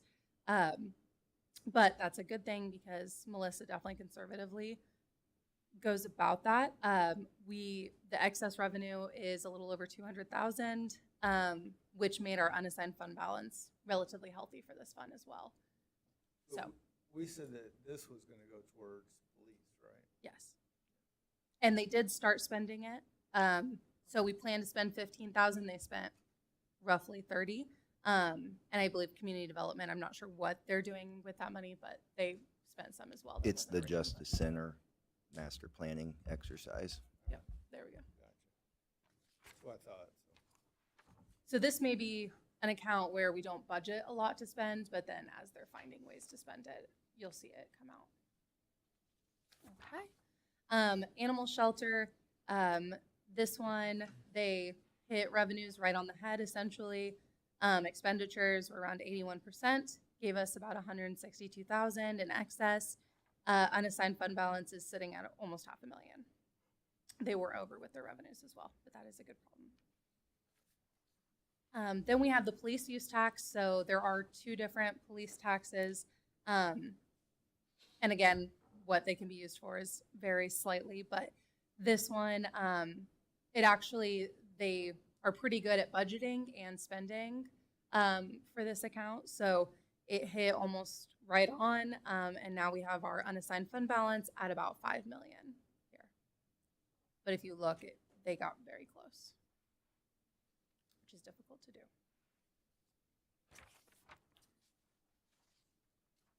Okay, the next one is our health property tax levy. This is one of our fund balances that is down, obviously, especially when you're looking at our chart. There's a couple reasons for that, so we'll chat about them. When it comes to revenues, they were essentially spot on. If you can tell in the first column chunk, it was over what we expected. And then when you look at other financing sources, often with this account, we have to do a transfer in from the general fund, which is at $325,000.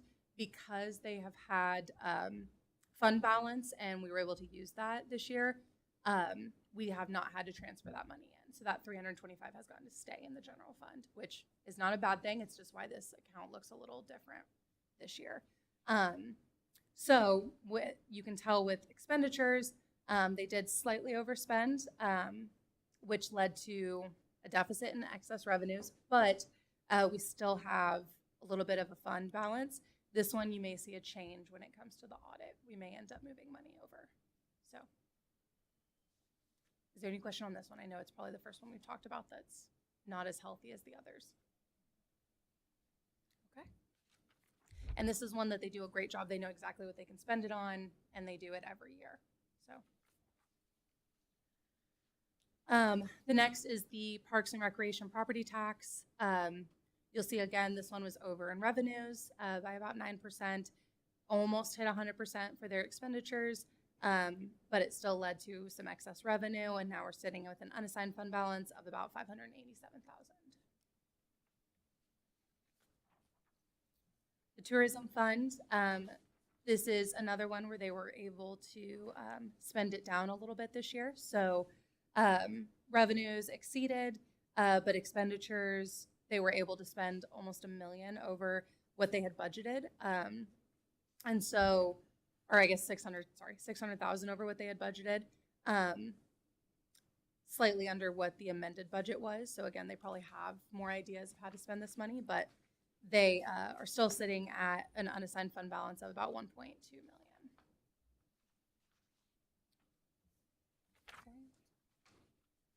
Okay. The next one, we don't necessarily need to talk about. It's a pretty small fund, and it looks like we don't budget anything for it. It's just something that we spend as we can. This is an Independence Square Benefit District. Any questions on this one? Okay. Now we're going to get into a couple of grant funds. So I'm not going to necessarily talk about these because once they're spent, they're done unless we get more money in. But you're able to tell where they're at. The same with some of the TIF funds we have in the back and the CID funds. So if you would like to talk about any of the grants or where they're at, I'm sure other management staff can kind of talk about that with you. So we will skip ahead a little bit. There is a license surcharge on page 16. We have Tom here, so I'm sure he's able to talk about it if you would like, but they way over exceeded what we thought they would spend for the investment income. They didn't for license and permits. So basically this was all just interest. And it's going to leave a little bit of more of a healthy balance for them to spend later. Got another. So- Oh, yes, sir. A license surcharge, having, $1.3 million in there, what would we potentially do with that on that particular fund? Do you know what's been spent out of here previously? Or Tom? I believe, and Tom, you might be able to help me on this one, that the license surcharge we're no longer collecting, correct? But we have funds in there that are actually funding a couple capital projects. And so the cash in there is earning interest, and then like the transfers out are funding capital projects. And I guess that will happen until we deplete it down to zero. Okay, all right, thank you. Thank you, Nancy and Tom. Okay, we have a couple more grants coming up. Feel free to have us stop if you want to talk about the grants at any point. The one thing I will say about on page 18, the COVID money must be spent by December. So you'll see that one. We're getting close to the end on that. So then we are on to utilities. Whenever everyone is at page 19, let me know. Just give a heads up. We're good. Okay. So on this one, these read slightly different than those before. So I'm going to walk us through it, but then the next three will all be the same. So operating revenues, they did come in a little over 9% over. Operating expenses, which is going to be the second category, did come in under, which means Joe and them are able to definitely operate within their budget, which is awesome. Non-operating revenues, which are actually expenses, you'll see that those are over, but that's okay. But towards the bottom, they still have that excess revenue, which was 9.5 million. Where this starts to look a little different is that chunk at the bottom, the little square. This is going to talk, so they calculate basically their fund balance based on a different percentage than everyone else. It's a risk assessment instead of a true fund balance. So you'll see at the very top, it has their beginning available resources, and then they calculate risk and do all the things. Second to last number is their targeted reserve level. So they're going to, that is the number that they want to keep instead of the percentage that we always talk about. So what they're saying is at the very bottom, the 9.5 million, that is essentially their unassigned fund balance in terms that we've already been using. It is a little different, but it's essentially the same thing. Mr. Chairman. But I would say it's important that we are hitting that number as well. Yes. As things progress and we're running an operation that way, that our undesignated fund or our fund balance that we are hitting is what Yes. we are targeted. Yes, sir. And Mr. City Manager, isn't that a targeted amount that we decided to do back in 2018, 19 maybe? I'm trying to think when we upgraded that discussion. Yeah, for the utilities. Yes. Yeah, that is when we moved away from a percentage amount and more to a risk-based calculation. So we had the high, low, medium range. It's a product every year of those incoming revenues and expenditures. So it fluctuates year to year based on the financial position of the utility. But yeah, that was one of the best practices that we put in place back in 2018. Okay. Thank you. And these three utility funds are still included in the graph that's on my memo too. They just say that it's a risk calculation instead of a percentage. So in case you want to compare them. Okay. Any questions on power and light? And they do go into a little bit more detail on the next page, which you're more than welcome to review as well. Water is the same. So their operating revenues did come in slightly over, which we love to see. Their operating expenses, they're at about 55%, about 56%. But then their total excess revenue was about 7.8 million. And you'll see that this is definitely a healthy account, even after their targeted reserve level, which again is that risk calculation. At the very bottom, they're sitting at 4.5 million. And so that is essentially still their fund balance, if you want to think that way. You mean 45 million? Oh, sorry. Yes, 45. I don't know what I said. 4 million. There we go. That's not good. Let's not do that. Slightly different. Joe will kill me if I take away his money. Okay. Any questions on water? Okay. Okay. Last up in that little group is sanitary sewer. So again, operating revenues came in high, operating expenses came in low. Their excess revenue was 2.2 million. Targeted reserve level is that 12.7 million. And then their non-restricted resources are going to be 23.7 million. So this is another one where it's sitting pretty.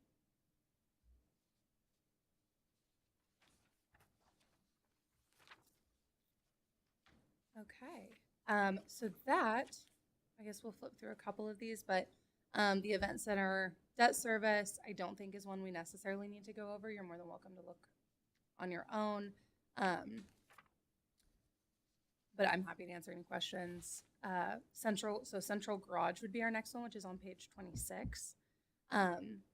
So you'll see that, again, revenues came in well over budget. Operating expenses did as well. They're about 4% over, but the net position afterwards, so how much they had to the good, was 243,000, and it still left their unassigned fund balance over $1 million. So on this one, like, we're in a process of building, balance for capital expenditure down the road. Is that in this one, or is that in a different I'm not sure. area? Go I mean, ahead. I'm talking about aren't we, Lisa's talked about we're Garage. building funds for a new facility. For the garage, Yeah. yes. Yeah, so that's being spent out of general fund, water, sanitary sewer, and I believe stormwater. Okay, It's so split it's between not- those, so that is not in the central garage fund. Okay. So central garage fund, they have certain overhead charges that are charged out to the departments. It's essentially, it's an internal service fund. Right. So they have a set level that's charged out to the departments as a fixed monthly charge to them. And then they also charge out for whatever specific repair costs may come up during the year if they have to replace or repair a fire truck or something like that. That also goes into there. And then, of course, they have their investment income and their other revenue sources that go in there. Okay, thank you. Any other questions about garage? Feel okay? Okay. And the next couple are going to talk a little bit about our different personnel services and benefits. So we have Stay Well Health, we have workers' comp, and then we have risk management. All of those are looking very healthy as well. I'm going to kind of group them all together just for the sake of time.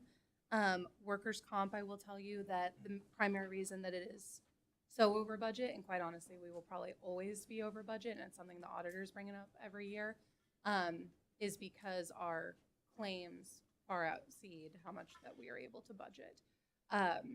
So like for this year, an example, you'll see that they far exceeded for expenses. That was because we had an officer that was killed, and we will be paying that for the foreseeable future. Another big piece of this is that we are now currently moving towards doing more settlements.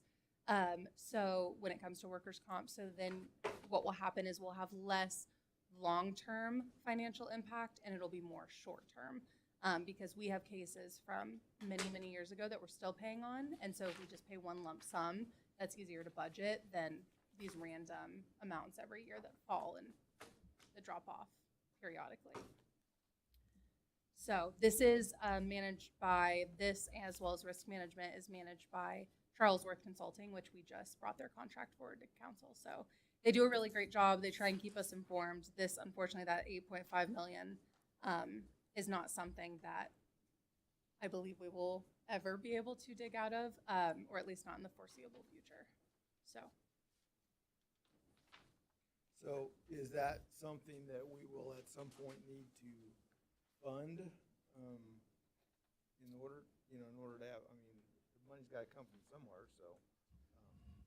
Yeah, we try to make, we don't try, we make contributions in that on an annual basis. The problem, obviously, since I was hired in 2012, this thing has been in the red. So trying to fund it at a level that keeps up with the activity. Where I think our time is better spent in the long run is in mitigation, risk management, safety specialist who does training. IPL has an employee dedicated to safety. I think looking to employ that citywide, because if you look at our injuries, it's like on the work comp side, a lot of them are preventable. They're back strains from not lifting appropriately, things of that nature. On the risk management side, a lot of them are accident involving vehicles that probably with, some sort of training could also be preventable. So while we certainly do need to look at how we're funding this, I think our best shot long-term is more training and development to manage those expenditures. We fully fund this internally? Yes. There's no stop loss or anything? No, there is stop loss. I apologize. I didn't quite catch that. But yeah, no, there is. I don't recall the amount offhand. Do you? No, sir. No, sorry. We can- I can pull that We for can you get guys. that, though, yeah. Yeah. And I will say Charlesworth, they just informed us the other day at our meeting with them that our number of cases is maintaining, if not slowly dipping. But the amount that we are paying out is higher, mostly just on inflation. So we saw about 10 years ago where the case number was way higher than what we currently have.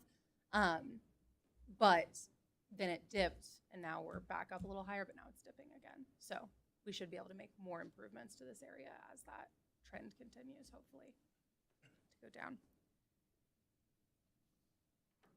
Okay, we're gonna keep powering. So finance and support services, this is an internal fund. You'll see that again, about hit all of the budgets all around, has a decent fund balance.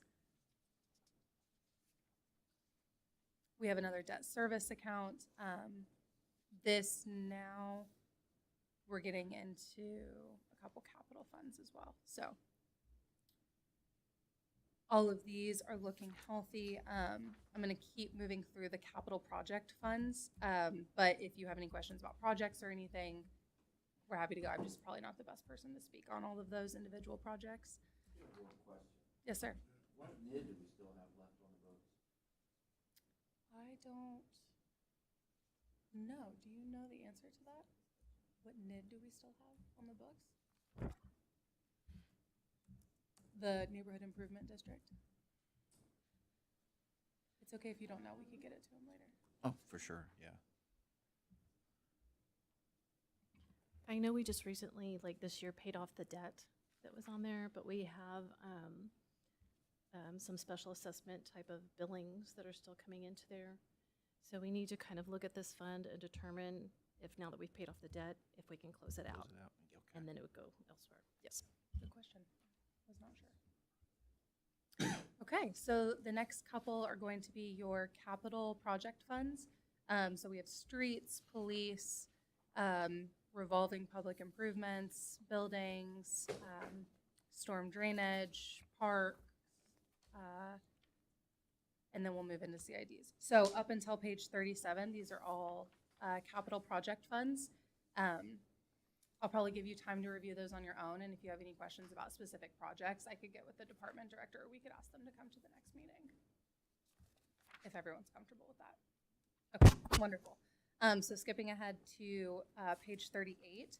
Now, the next chunk you're gonna see, which I will also give you time to review these. I don't know that it's probably necessary because we have third parties that do this section as well. So these also, some of them get single audits and those types of things. So you're gonna see CIDs, TDDs, different financing that we did. So the TIFs, it's gonna run you all the way to the end. So these are going to be all of our different financing options.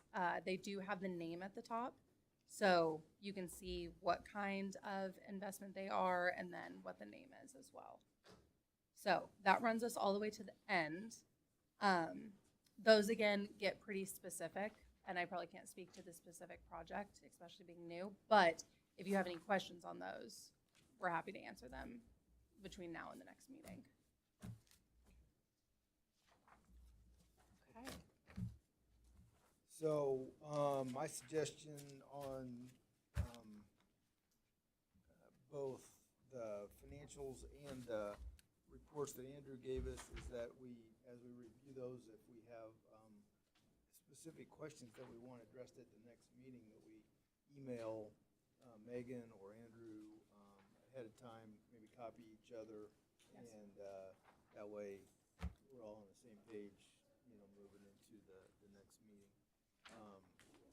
So that really brings us to the question of when that we might meet next. A month out would put us,